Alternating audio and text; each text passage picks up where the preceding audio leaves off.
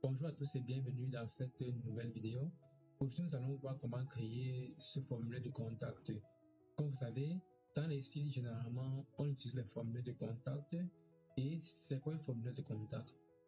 Un formulaire de contact permet donc, ou alors c'est cet élément qui se trouve généralement à la fin des sites web, ou alors dans une page bien précise, qui permet donc aux visiteurs du site ou alors aux utilisateurs de pouvoir contacter l'administrateur du site ou alors les gestionnaires du site.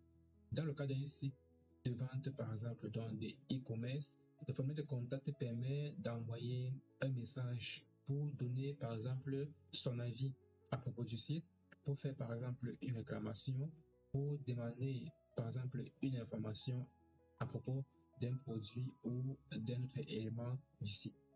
Ici, j'ai un peu ajouté les effets 3D. C'est pour cette raison que, en passant le curseur sur le formulaire de contact ici, on a ce petit mouvement-ci. Mais ça, c'est juste pour faire la beauté des créatifs lorsqu'on se lance dans le développement. Sinon, rares sont les sites où vous allez trouver un formulaire comme ceci avec l'animation 3D. On a ici le nom, on peut entrer le nom ici, on peut donc entrer l'email. En cliquant sur envoyer ici, on aura un message, tous les champs sont requis.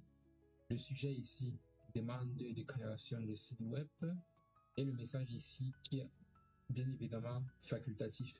En cliquant sur envoyer, ok, j'ai mis ça en obligatoire et c'est normal parce que on ne peut pas envoyer demander en fait une information par rapport à quelque chose sans laisser un message.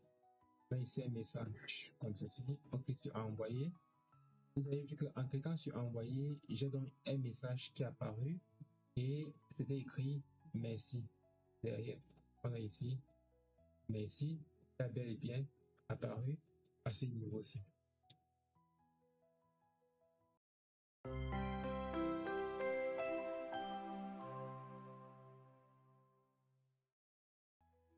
Au niveau du CSS, au niveau en fait du code, autant pour moi, j'ai ici bien évidemment le contenu en HTML.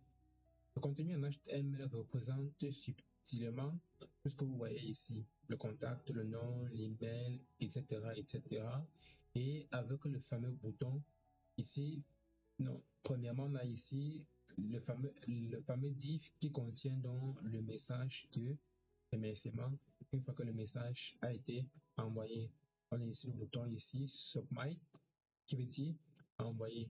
Bien évidemment, ici, j'ai fait l'import du fichier JavaScript, puisque j'ai utilisé JavaScript pour pouvoir donc envoyer l'information ou alors envoyer le message et pouvoir switcher pour afficher dans le message de remerciement. Nous avons ici le test H2 qui présente en fait le titre qui se retrouve ici en haut.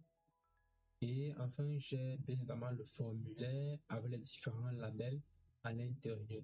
Bien évidemment, ici, le petit requête pour dire que tous les champs sont obligatoires. Et au niveau du message, c'est bien évidemment un test ARIA, puisque le message ici peut être un message qui contient plus de 100 caractères, plus de 200 caractères en fonction de la demande que nous voulons faire. Au niveau du style, j'ai ici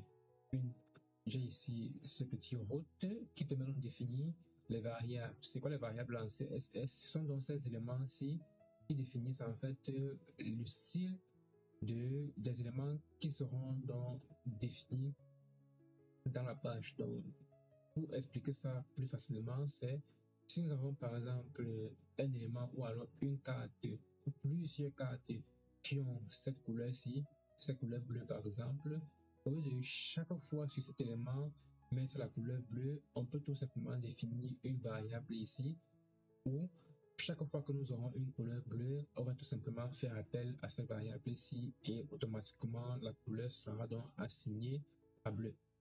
On a ici bien évidemment le fameux étoile qui définit le style de toute la page avec les différentes marches. On a ici le body qui définit le style généralement du body dans le contenu de la page. Au niveau de le 3D, c'est en fait une scène autant pour moi où on va définir la largeur maximale de la scène, la hauteur, la perspective ici. Ce n'est pas en 3D mais c'est en 8 pixels, 800 pixels. On a ici la carte où la largeur et la hauteur a bel et bien été définie, les différentes positions et la transformation du style ici. La transition ici, on a QBBase pour définir en fait ce petit élément-ci. On a défini en fait généralement soit la couleur du flow, soit comment l'élément sera donc positionné.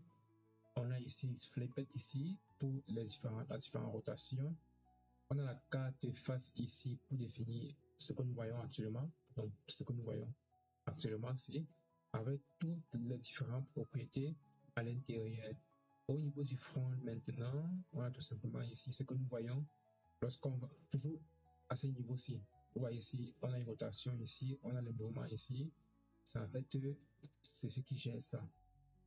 La carte Face Back, c'est lorsqu'on clique sur envoyer et on aura donc une rotation de 180 degrés pour pouvoir nous afficher le message de remerciement qui se retrouve à l'arrière de la carte. Maintenant, le style du formulaire ici, c'est évident. Hein? On a ici le H2 pour le titre. On a ici le forme gros pour définir tout le style du formulaire entièrement. On a ici le fond pour définir en fait les labels. Et ici, on a les fonds. C'est ça qu'on appelle les labels. Donc, ça, c'est un label qui permet d'indiquer ce qu'il s'agit à un niveau précis. Maintenant, les inputs, on a ici les inputs et on a ici le test ARIA. Donc, on a ici un style pour le input et pour le test ARIA. Et bien évidemment, on a un style spécifique pour le test ARIA pour pouvoir donc définir comment est-ce que l'orientation du test ARIA. Et évidemment, ici, nous avons le style pour le bouton.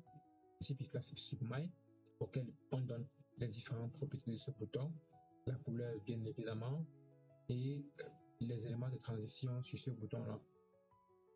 On a ici le Over, ce qui se passe lorsqu'on positionne le curseur sur le bouton. La couleur bleue va légèrement être un peu plus noircie. Et on a ici le Transform Scale qui gère donc la petite animation sur le bouton. Et Back to Face Styling, c'est un peu le style de l'arrière-plan de la carte lorsqu'on affiche un peu le message de remerciement. On a donc ici le style pour le message merci, pour le mot merci, et le style maintenant pour le message qui accompagne le merci. Effectivement, ici, on a le remédia pour gérer la responsive. Au niveau du JavaScript ici, j'ai donc tout simplement ici défini ici, faire appel donc au DOM, définir ici mes différentes variables qui va donc gérer les différentes scènes et les différentes cartes. On a donc ici la gestion d'éléments 3D où je vais bien effectivement définir ici ou alors ajouter ici un listener au moment du clic ou alors au moment où je passe le curseur de la souris sur le formulaire, un peu comme ceci. Vous voyez ce qui se passe? Lorsque je passe le curseur de la souris sur le formulaire, c'est un peu ça, mouse, morph. Et bon, ici, là, c'est un peu de mathématiques. Hein. Donc, ça, c'est justement la mathématique. Vous pouvez changer ces différents balais ici. Le mouvement en fait de rotation sur la carte va aussi changer. Et bien évidemment, j'attribue donc un style à cette animation aussi. Effectivement, je passe donc ici en fait un listener lorsque j'enlève le curseur donc sur la souris. Ici en fait ça définit, vous pouvez ici soit afficher un console ici, comme ici vous l'avez mis ici for. Ici là je définis donc ici un message, un for, une boucle for pour pouvoir donc gérer ici les différents éléments lorsque je fais la soumission ou la soumission du formulaire. Ça me permet d'afficher un message sur la console, puisque vous voyez ici console.log pour afficher dans le message au niveau de la console. J'ai donc fait ça lorsque j'ai fait les tests, mais j'ai laissé, ça peut vous servir, on ne sait jamais. Et pareillement ici, j'ai ici Flipkart pour la gestion du message de remerciement à l'arrière. J'ai ici isFlipped, bon, c'est justement pour gérer ici soit le recette en fait du formulaire, puisque lorsqu'on remplit le formulaire et on clique, le message en fait de remerciement apparaît à l'arrière, Et après une seconde, ça va donc changer et le formulaire va se réinitialiser à 0 et on aura à nouveau un formulaire de contact vierge. Pareil ici, bon, time out ici, c'est 5 secondes autant pour moi pour que le formulaire de registre puisse apparaître de nouveau. On peut donc revenir ici, faire un dernier test. Bon, au niveau du nom, je mets le nom, je mets l'email, je mets le sujet, je mets le message, et clique sur envoyer. On a été, après 5 secondes, on va donc revenir ici sur le formulaire de contact vierge. C'est tout pour cette vidéo. N'hésitez pas à vous abonner. Merci à ceux qui ont regardé la vidéo jusqu'à la fin. Laissez un commentaire, ça aide à s'améliorer. On se dit à la prochaine pour sûrement une prochaine vidéo. Ciao.